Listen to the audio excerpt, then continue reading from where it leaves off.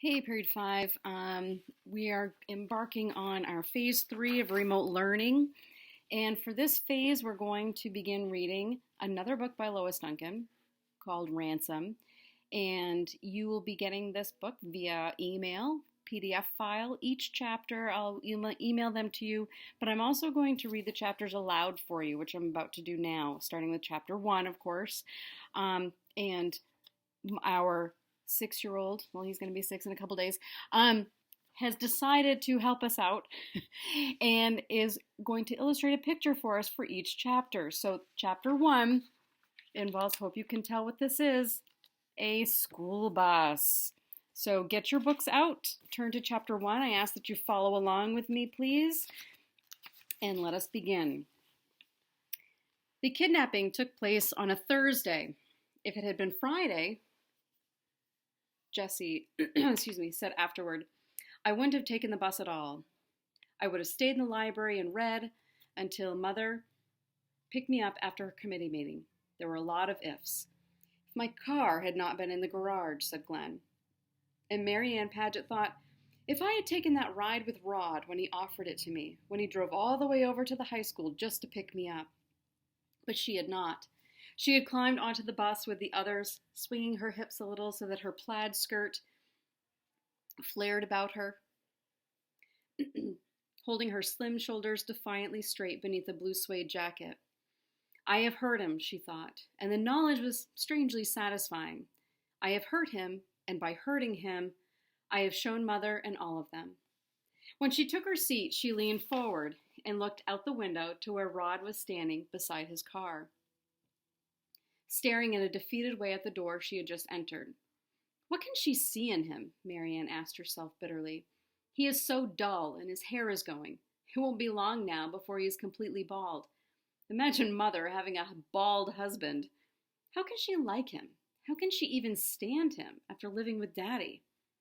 The man by the car was still standing there, still watching the bus door as though half hoping that she might change her mind and get off again.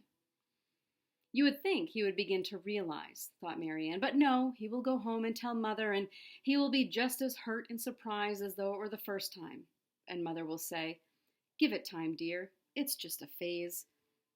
It will be all right in time. Oh, whoops, I skipped the line. She hasn't adjusted yet. It will be all right in time. But it will be one more thing, one more wedge between the two of them, and it will not be long before they will have to know that time will make no difference. Time will not change a thing. The bus filled quickly. From her seat near the back, Jessie French watched the other students pouring in, laughing, shoving, tossing their books about.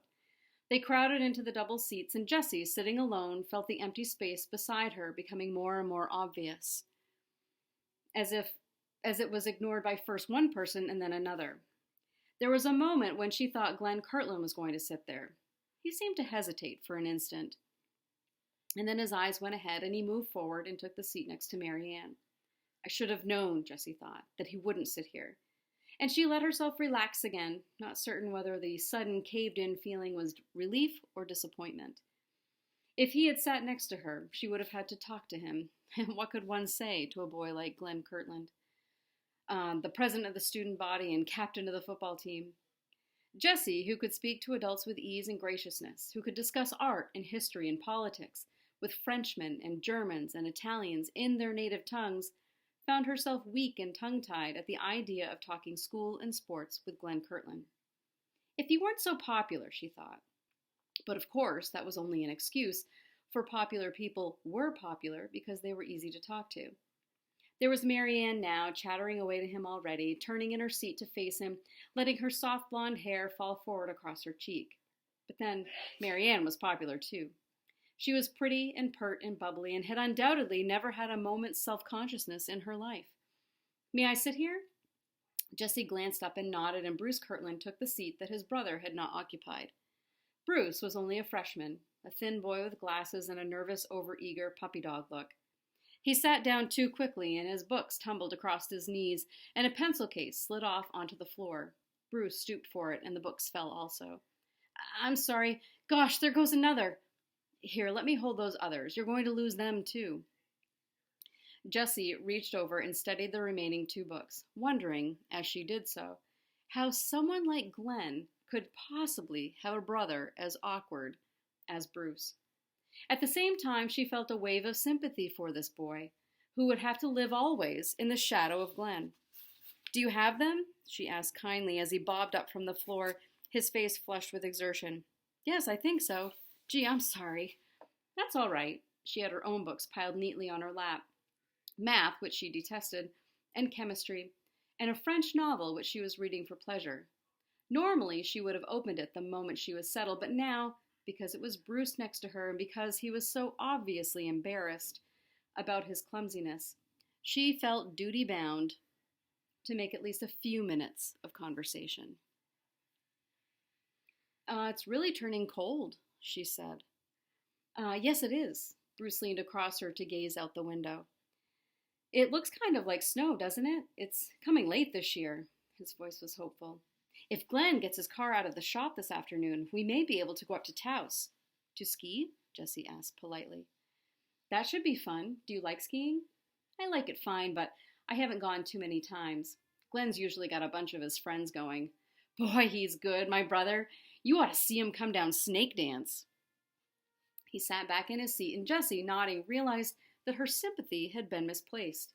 There was no jealousy here, only a glow of pride in his brother's accomplishments. "Glenn can even take jumps. You know the ski pro at Taos? He says Glenn is one of the best skiers who come up there."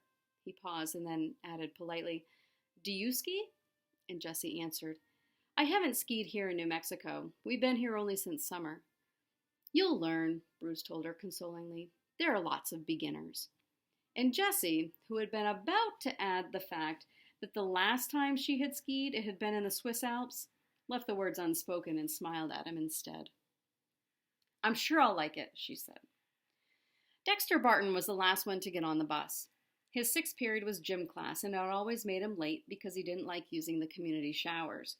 He hung around the gym, bouncing balls and putting away the exercise mats until the first rush was over, and then went into the dressing room just as most of the other fellows were leaving. If he was lucky and the shower was empty, he used it. Otherwise, he yanked his clothes on as quickly as possible, trusting to the general rush and confusion of late dressing to cover the omission of bathing. By the time he was clothed and had put away his gym clothes, it was a matter of luck whether or not he was able to make the bus before it pulled out of the lot. Sometimes he didn't, and it meant hitchhiking, something he did not particularly mind when the weather was warm. Today, however, the wind had a nasty nip to it, and the idea of his standing for half an hour on a street corner, thumbing a ride, was a far from pleasant one. He put on a final burst of speed and jogged up to the bus just as the door was closing. He grabbed it with his good left hand and yanked it open and clambered up the steps, glancing about him for a seat. The only one left was near the back by a window, and he had to climb over a giggly sophomore girl to reach it. "You might at least say excuse me," she told him coyly, and her counterpart in the seat directly across the aisle giggled also. "Excuse me," Dexter said. "Think nothing of it, I'm sure." Her mock New York accent was a teasing duplication of his own, and she fluttered her eyelashes at him flirtatiously. "You wouldn't by any chance be from the East, would you?" "Yes," Dexter said coldly, not rising to the bait. He wedged himself into the corner and turned his face to the window, not so much to see out as to avoid contact with his seatmate. The bus had ground into motion now, moving out of the school driveway, slowly turning into the street. It lurched a little and swung wide to avoid the "Drive Slowly School Zone" sign, which marked the middle line, and it seemed to straighten with an effort. To Dexter, who was always conscious of mechanics, it was immediately apparent that something was not as usual. He turned his gaze from the window and straightened in his seat, trying to see to the front. Glenn Kirtland's head blocked him, and he pulled himself higher. "What are you looking at?" asked the girl next to him. "The driver," Dexter told her shortly. "Is something the matter with him?" "He's different. He's not the guy who usually drives us." "Oh? I hadn't noticed." Now she too rose, leaning out into the aisle to gain a better view. "You're right, he is different. A young fellow. Say, he's cute. Look at those shoulders." Ignoring the comment, Dexter sank back into his seat. I wonder if he's going to be our regular driver from now on, or if he's just a substitute. The girl looked at Dexter inquiringly, as though he thought, I should know the answer, as though I gave a darn whether the guy with the shoulders was going to drive every day or not. When she received no answer, she flushed a little and looked ahead again. He is cute, she murmured, and her friend across the aisle giggled in agreement. Those shoulders, all that red hair, a positive movie star worth riding the old bus for. Idiot girls, thought Dexter.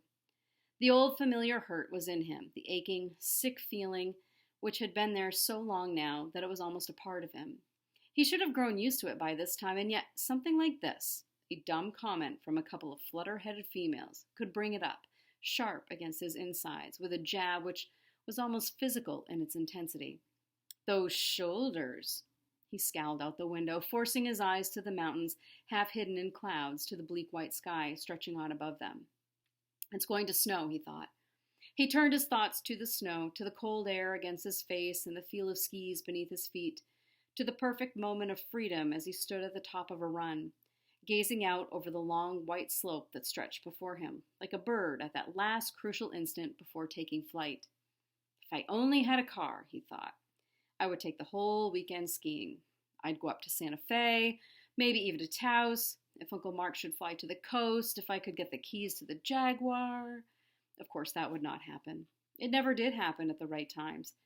This was when it would have been good to be a friend of Glenn Kirtland, with his Thunderbird, with the ski rack on top. But no, it wouldn't be worth it. Dexter couldn't bring himself to be hypocritical enough to bootlick somebody like Kirtland just for the sake of a ski weekend. What's wrong with him? The girl across the aisle whispered, and Dexter's seatmate gave him a sideways glance and said, Stuck up. She deliberately said it just loudly enough to Carrie, but he was scowling out the window, his dark brows drawn together, his eyes on the mountains. He did not hear her. Hey, one of the smaller boys near the front of the bus said suddenly, Hey, mister, you missed our stop. That was it back there at the corner of Rosemont. Sorry, kid, I guess I overshot it. I'm new on this route. The driver lowered the stop signal on the side of the bus and slowed it to a quivering halt at the middle of the block. You'll have to walk back to it. For the first time since the bus had left the schoolyard, general attention was centered upon the driver. Mary Ann stared in surprise. Don't you have a list? She asked. Mr. Godfrey always gives his substitutes a list of the stops. Did he forget to this time? He didn't have a chance, said the driver. It was real sudden, his getting sick. They just called me in about an hour ago. So he is a substitute, the girl beside Dexter murmured to her friend, and not a replacement. And the other girl sighed regretfully and said, Just our luck. I lost my place. Tomorrow we'll lose this doll and go back to dear old gray-haired Mr. Godfrey. How about one of you kids sitting up front with me, suggested the driver, to tell me where the stops are? Somebody who lives at the end of the route and knows where everybody else gets off? There was a moment's silence, and then Bruce Kirtland said, I will. I live at Valley Gardens. That's the last stop. That's fine, then. The driver had opened the door by now, and the first group of students descended, stretching and grumbling about the short walk back to the bus stop.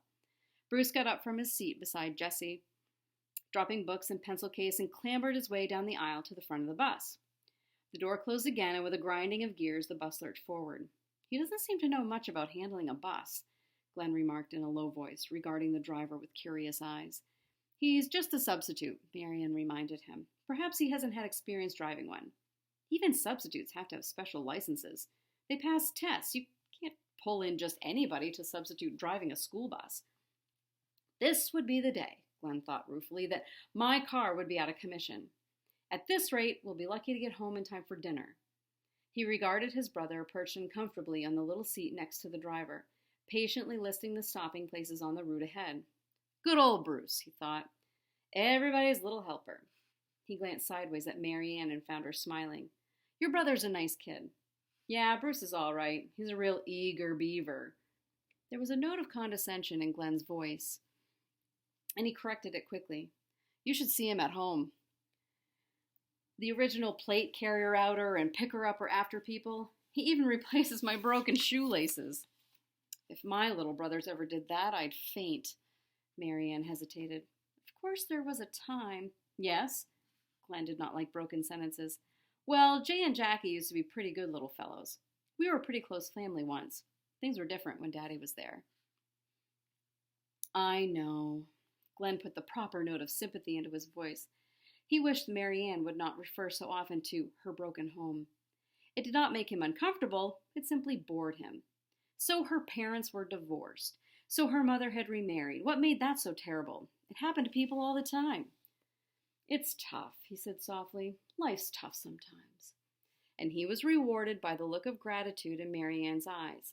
They were lonely eyes, smoke-colored and large in the small, pert face. She had a good figure, too, small-boned and trim, and at the same time curved in all the right places. Things will be all right. Just wait and see. It makes me feel better, Marianne said, just talking to you. I'm glad. Watching her reaction, Glenn had felt pleased with himself. It was so easy, really, to say the right thing to people. You could do it without even thinking. You just looked at them as though they were special and said whatever the thing was that you thought they would most like to hear. And 9 out of 10 times you scored. It was so easy that he had no patience whatsoever with people like Bruce, who were so eager, so pathetically hopeful about having people like them that they always managed to bumble things. It's a shame I didn't have the car today, Glenn said. We could have made it home half an hour ago. It's been in the shop since Tuesday getting a new paint job. I feel as though my wings have been cropped. Rod, my stepfather, came by school for me. There was a hard note in Marianne's voice. He said he was going home early. Why didn't you ride with him? Glenn asked her. I just didn't want to. Well, he smiled at her, the wide-open smile that crinkled his eyes and lit up his whole face. It's kind of dirty, but if I have to take the misery of a school bus ride, I'm just as glad you're here to share it with me. Marianne found herself smiling back despite herself. I'm glad to, she said softly. The bus stopped again, and more students got out. The load was thinning now. Dexter Barton was relieved that he now had a seat completely to himself. He slouched sideways to take up as much room as possible, against the off chance that somebody might decide to change seats and sit there. Across the aisle, the girl with the strange dark hair was sitting alone too, as she had been ever since Bruce Kirtland had moved to the front of the bus. She lifted her head, and their eyes met, but neither made a gesture, and an instant later, the girl picked up a book that had been lying on the seat beside her and opened it and began to read. It was very definitely an invitation not to move over and start a conversation, and Dexter was amused by it. Another loner, he thought, and he would have liked her if she had not looked so much like another girl he had known. It was a type he was drawn to, tall and slender, not pretty exactly, but smooth, with neat shoulder-length hair, which defied the current fashions. A cool, aloof, slightly superior lift of the head, which made it seem as though there were more there than she would ever see fit to offer anybody. The girl back in New York, a couple of years ago, had had that same long-lined, fine-boned look to her, the same proud little tilt of the head. He had dated her a few times. He might have kept on dating her if it had not been summer and if the crowd had not decided to go to Coney Island. He had made an excuse not to go, and they all had accepted it. It would have been all right if he had not overheard the girl, his girl, saying to a friend, "Thank goodness Dexter isn't going to go with us. He's a nice guy and all that, and cute enough in a jacket, but I think I'd die if I ever had to be seen on the beach with him." The bus stopped. More students got out. Now there were only 5 of them left. 5 and the driver. We're almost there, thought Jessie. In a few moments they would turn south on the road that led into the Valley Gardens area, down behind the country club. Valley Gardens, she thought, keeping her eyes on the book, not really reading, but concentrating on the neat white margins in order to keep from having to make conversation with the boy across the aisle who kept staring at her so rudely. Valley Gardens. A nice name, but living there had not accomplished the magical transformation that her mother had so hopefully anticipated. Valley Gardens. It had had a ringing sound when her mother said it, like a bell pealing across rolling countryside. It's the nicest area in Albuquerque, a lovely place, a solid place, where people build homes and live in them for the rest of their lives. Her father had shaken his head uncomprehendingly. I don't see why you don't want to live on the base the way we always do. It's much more convenient. I'll be near my work, you'd be close to the commissary. There's the officers' club. But Clark, Valley Gardens, Mrs. French had regarded him pleadingly. Imagine finding a house to rent there. The owners are going to Hawaii for the winter. They don't want to leave the place unoccupied. It's such a wonderful opportunity for Jessie. For Jessie? Colonel French had looked surprised. Why for Jessie? Because it will give her a chance to know people. It's the last chance we'll have, Clark, to live together as a family in a settled community. We've always flown about so, from one base to another, one country to another. Colonel French had gazed at her in bewilderment. I thought you liked it, the service life. You've always said you liked it. I do, dear. I always will. It's Jessie I'm thinking of. She's grown up with such a mixed background. Half of her schooling has been at home. In some ways, she is more like an adult than a teenage girl, and in others, she's more like a child. She has never had a chance at the solid, ordinary life that most youngsters take for granted. I want her to have a taste of this kind of life. I want her to make her friends among a young crowd from the good society of the town, to be part of a crowd, to come out of her shell and belong somewhere. Jessie, her father had turned to her. Do you want this? Do you want to live in Valley Gardens? I don't care. She really hadn't. If Mother wants it so much, I think it's fine. It would make no difference. She had known that it would not, but she could not bear to crush the glow in her mother's eyes. I'd like to live there, Dad. Women. Her father had shaken his head helplessly. Give them Paris in the springtime, Switzerland in the summer, and what is their prize dream? To spend a winter in Valley Gardens, New Mexico. So they had moved into the rental house, the only rented house, Mrs. French kept remarking, in Valley Gardens. And Jessie had still been Jessie. It had really made no difference. Because her eyes were on the book, she was not the one to notice first that the bus had passed the turnoff. It was Bruce's voice that brought it to her attention. Hey, we've come too far. Back there is where I told you to turn, back by the sign to the country club.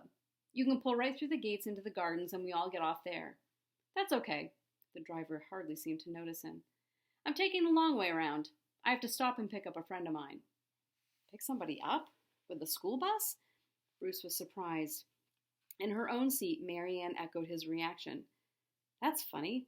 Whom would he pick up with the bus, and why? It's not as though it were public transportation or something. Well, we'll see in a minute. He's slowing down. Glenn leaned past her to gaze out the window with curiosity. I guess that's the friend he's stopping for. It sure does seem peculiar.